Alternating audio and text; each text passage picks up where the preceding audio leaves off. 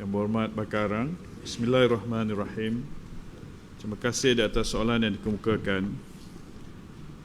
Untuk makluman, Kedah Rubber City adalah satu lagi game changer yang dibangunkan oleh negeri kita dan negara bagi membolehkan kisah dan kesinambungan kejayaan kita di Kulim High Tech Park dapat diteruskan. Dalam konteks negeri kita, pelaburan dan perkara yang berkaitan akan menyumbang kepada hasil negeri dan kita menganggarkan pendapatan negeri kita daripada total anggaran hasil 2024 sebanyak 748 juta. Jadi untuk itu, kita dapat melihat betapa pentingnya pelaburan dijadikan sebagai pemacu kepada pendapatan negeri kita. Secara khususnya dalam konteks Kedah Rubber City, kita telah mengusahakan sedaya mungkin, namun demikian dalam usaha bersama kita dengan NCIA, iaitu autoriti yang bertanggungjawab untuk memastikan kelangsungan projek ini, kita telah mengenal pasti beberapa perkara yang harus kita lakukan bagi membolehkan KRC ini menjadi seperti mana KHTP. Secara khususnya, keluasan keseluruhan pembangunan Kedah Rubber City KRC ini ialah 1,248 ekar, 1,244.88 ekar. Dan untuk fasa pertama, keluasan seluas 504 ekar dan fasa kedua seluas 740.88 ekar. Untuk makluman sidang Dewan, perkembangan semasa di KRC ini kita dapat melihat bahawa perubahan ataupun iklim pelaburan dunia dan juga permintaan dalam sektor getah pada dasarnya memberi kesan kepada potensi untuk mengembangkan KRC ini. Namun demikian, kita tahu bahawa prospek dan potensi untuk sektor getah ini berkembang masih ada dengan pendekatan-pendekatan strategik yang harus kita lakukan. Untuk makluman, antara komponen utama pembangunan KRC, kita memfokuskan kepada produk latex termaju. Kita tidak hanya mahu untuk menghasilkan getah sebagai komoditi, tetapi kita mahu melihat sektor ini berkembang dan pelaburan dalam konteks high-end industry development ataupun engagement itu aktivitis berlaku. Dan masa yang sama kita berusaha untuk memperkasakan sektor tayar dan produk berkaitan tayar juga menjadi sebahagian daripada kekuatan kita dan KRC harus menjadi sebahagian daripada cerita ini. Apa yang saya ingin katakan, datuk nenek kita, ibu ayah kita penoreh getah dan menghasilkan getah itu, menoreh getah itu, dan kita sebahagian kita ahli dewan ini juga, YB Speaker, pernah menoreh getah. Namun demikian, syarikat-syarikat tayar besar dunia tidak berada di negara kita. Dan ini satu perkara yang sangat ironi, sangat pelik. Dan hari ini kita melihat bahawa perlu ada satu kesungguhan dalam konteks kita, negeri kita secara khususnya untuk melihat bagaimana ianya boleh dibangunkan, dikembangkan.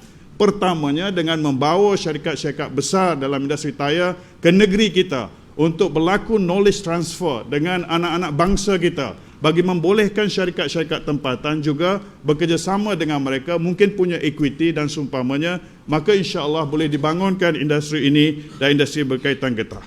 Termasuklah produk kejuruteraan getah yang perlu kita lihat. Dulu kita ada RRI, Rubber Research Institute. Di mana Rubber Research Institute ini? Ini adalah satu isu di peringkat nasional yang harus kita lihat kembali untuk menangani isu ini. Dan kita harus mungkin di Kedah ini boleh dibangunkan. Begitu juga kita berusaha untuk menjadikan dalam aspek getah termaju dan bahan getah yang berkaitan, termasuklah komponen getah otomotif, bioteknologi dan perkhidmatan serta sokongan. Dalam konteks ini, YB Speaker, boleh saya katakan usaha-usaha kita untuk membangunkan KRC ini berjalan seperti dirancang, di mana pada peringkat untuk fasa 1 ini, usaha-usaha berkaitan dengan pembangunan fizikal, ia telah siap atau hampir siap, di mana dalam konteks tangki simpanan air telah disediakan, kerja-kerja tanah telah dilakukan, kerja naik taraf jalan K11, K20 dan persimpangan telah diusahakan, rumah PAM, LRA, Padang Sanai, Perparitan dan seumpamanya telah giat diusahakan. Izinkan juga saya untuk menyentuh dalam konteks bekalan elektrik. Ini adalah antara isu, utility issue yang perlu diberi perhatian oleh kita semua. Dan saya percaya kita semua, agensi-agensi kerajaan, baik negeri dan juga persekutuan dan juga kerajaan negeri secara khususnya dan NCIA berusaha sedaya upaya untuk memastikan bekalan elektrik juga dapat dibekalkan seperti mana yang dikehendaki oleh industri.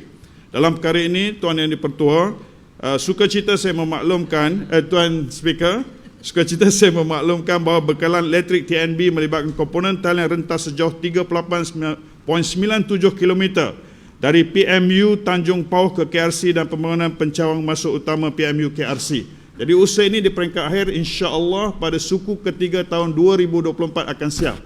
Jadi pada dasarnya kita bergerak dalam kerangka seperti mana kita usahakan, sedikit delay, tetapi saya yakin isu-isu ini adalah isu-isu berkaitan pengambilan tanah dan seumpamanya, dan ianya dalam kawalan kita.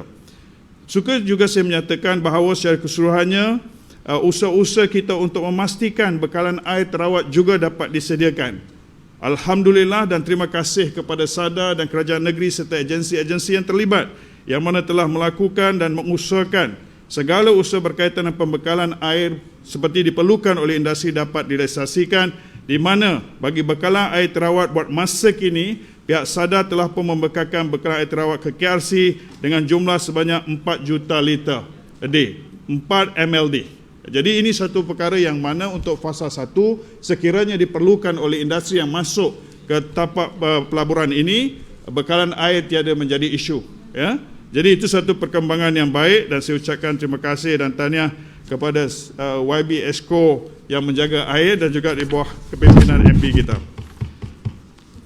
YB, Tuan Speaker, izinkan juga saya untuk mengambil sedikit masa ini untuk menjelaskan akan perkembangan dalam konteks apakah yang berlaku dengan pelabur-pelabur yang berasal untuk melabur di KRC. Seperti yang kita tahu, iklim pelaburan dunia berubah selepas COVID-19. Sebelum COVID-19, satu fenomena permintaan bahan berteraskan getah dan berkaitan meningkat dengan begitu luar biasa. Kita melihat potensi-potensi itu mampu untuk menjadi lonjakan dan KRC adalah satu manifestasi terbaik kerajaan negeri untuk membolehkan kita mengambil manfaat daripada perkembangan industri getah itu, khususnya sarung tangan. Namun demikian selepas COVID-19 berakhir, kita dapat melihat permintaan kepada sarung tangan ini berkurangan. Jadi kita tahu dalam konteks perniagaan, setiap pelabur, setiap shareholders, mereka memikirkan tentang keuntungan di atas pelaburan mereka. Jadi dalam perkara ini, pastinya syarikat-syarikat yang terlibat dalam industri getah, khususnya sarung tangan, telah membuat pilihan ataupun pendekatan untuk melihat kembali bisnes model mereka. Jadi dalam konteks itu, pelabur-pelabur yang mana sebelum ini telah menyatakan hasrat untuk melabur dalam sektor sarung tangan di KRC kita sedang dalam proses untuk melihat kembali bisnes model mereka. Mereka tidak menarik diri secara keseluruhannya tapi menyemak kembali akan usaha-usaha berkaitan pelaburan mereka. Di masa yang sama, sukacita saya memaklumkan di Dewan ini bahawa terdapat 6 lagi syarikat yang sedang dalam perbincangan kita, yang sedang dalam proses untuk merumuskan atau memuktamadkan hasrat pelaburan mereka di KRC ini, dan sekiranya ini dapat disaksikan dengan komitmen kita semua yang terlibat baik state government maupun agensi-agensi di bawah state dan juga agensi-agensi lain dan syarikat-syarikat yang lain yang terlibat dalam pembangunan ini secara langsung tidak langsung dapat memainkan peranan kita, insya-Allah kita akan dapat untuk menarik pelabur berjumlah 3 bilion dan ini akan mencipta peluang pekerjaan yang banyak buat anak bangsa kita. Dan usaha ini harus kita lakukan bersama dan saya yakin dan percaya kerajaan pusat juga harus memainkan peranan mereka dengan konteks yang lebih dinamik dengan mengupayakan NCIA bagi NCIA ini dapat mengangkat agenda ini sebaik mungkin. Dan kita di bawah kepimpinan Yang Amat Berhormat Menteri Besar akan sentiasa committed dalam usaha untuk memastikan apa jua berkaitan dengan tanggungjawab kerajaan negeri melakukan tugas kita, kita lakukan dengan komitmen yang tertinggi, insya-Allah. Jadi tuan-tuan, jadi yang berhormat semua, apa yang boleh saya katakan di sini dan boleh saya rumuskan di sini, usaha kita untuk menarik pelabur ini adalah satu usaha bersama dan menyeluruh. Dan KRC adalah satu manifestasi kebangkitan negeri kita Kedah dalam usaha kita untuk mengangkat satu industri yang mana industri ini mungkin orang mungkin kata sunset industry kerana perubahan-perubahan semasa, tetapi kita yakin dan percaya kita boleh mengangkat agenda ini dengan teknologi tinggi. Namun demikian, kerajaan negeri lebih pragmatik dalam usaha untuk membangunkan industri ini dan melihat KRC tidak hanya untuk raba sahaja, tetapi kita membuka sektor-sektor lain yang kita percaya boleh dimanfaatkan di atas kawasan tanah lebih 1,200 ekar tersebut. Jadi kita telah memberi penekanan 4 kluster baru untuk membolehkan KRC ini terus maju, iaitu pertama produk berasaskan polimer, kedua industri hijau dan green technology, ketiga tenaga boleh diperbaharui, dan keempat mesin dan jentera.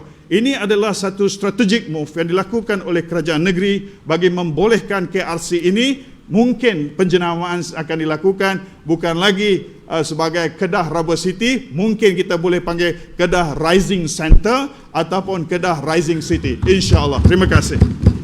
Terima kasih Haji Citra, jelas, panjang, lemak. Soalan tambahan. Soalan tambahan, Yang Berhormat Tuan Speaker. Berapakah anggaran cukai yang dapat dijanakan oleh kerajaan negeri hasil daripada pelaburan di Rubber City? Silakan Citra. Okay. Terima kasih YB. Dia pada dasarnya cukai ini kita akan peroleh daripada tanah yang kita akan dapat, dan dalam konteks ini kalau boleh saya katakan secara khususnya kita tahu bahawa pembangunan industrial zone ini akan menyumbang menjadi penyumbang besar kepada pendapatan negeri kita, iaitu dalam kata lain kalau kita ambil contoh hasil tanah yang kita anggarkan adalah sebanyak 501 juta, half a billion yang kita ingin usahakan. Jadi daripada kedatangan pelabur-pelabur ini, pengambilan tanah dan seumpamanya, jadi ini akan membolehkan pendapatan negeri kita ditingkatkan, termasuk juga hasil-hasil lain yang berkaitan yang kita sasarkan sebanyak 203 juta.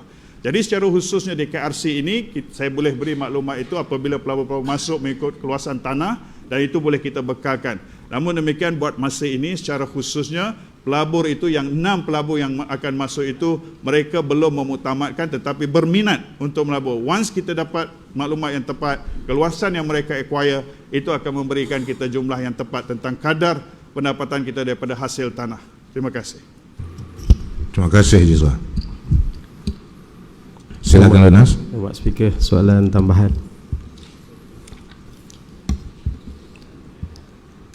Apakah langkah-langkah yang diambil untuk menggalakkan pelaburan dalam sektor-sektor terutamanya produk yang berasaskan getah di Kedah Rubber City? Terima kasih Pak. Terima kasih YB Speaker. Silakan. YB Lunas. Usaha-usaha yang kita lakukan adalah bersifat komprehensif, yang mana kita berusaha untuk memastikan segala komitmen yang diberikan oleh federal dan juga state adalah selari. Jadi usaha-usaha ini bersifat insentif, di mana kita akan bekalkan mereka dengan insentif-insentif yang bersasar. Dalam konteks sebagai contohnya tax exemptions. Mereka boleh mendapat, setiap pelabur yang melabur di KRC ini mendapat tax exemption sehingga 15 tahun, ataupun kadar pelaburan mereka, pihak kapital mereka, di mana mereka boleh mendapat sehingga jumlah yang mereka laburkan. Dan ini adalah satu usaha bersepadu yang dilakukan oleh kerajaan pusat dan negeri dalam usaha untuk kita melihat bagaimana mereka boleh terus komited untuk melabur di tempat kita. Dan insentif-insentif lain yang kita usahakan adalah dalam bentuk usaha-usaha atau pendekatan-pendekatan, dari contohnya usaha-usaha bagaimana kita memastikan pembekalan tenaga kerja yang kita akan lakukan. Yang ini adalah juga pendekatan, it can be indirectly, tetapi secara dengan kata lain, ia menyumbang kepada komitmen mereka untuk melabur kerana mereka melihat adanya human capital supply, pembekalan tenaga kerja yang diperlukan itu dapat dilakukan. Jadi dengan kata lain, kita usahakan dalam kerangka-kerangka yang menyeluruh, komprehensif, bersesuaian dengan keperluan-keperluan. Dan usaha ini juga sebenarnya dari segi latihan untuk para pekerja ini juga ada insentif disediakan oleh pihak NCIA, di mana mereka memberikan tawaran dari segi pembiayaan latihan dan seumpamanya. Jadi secara keseluruhannya insentif ini menyeluruh dari pembangunan infrastruktur dan juga dari segi tax exemption, juga dalam konteks pembangunan sumber manusia untuk dibekalkan bagi membangunkan industri tersebut. Terima kasih. Terima kasih Haji Citra.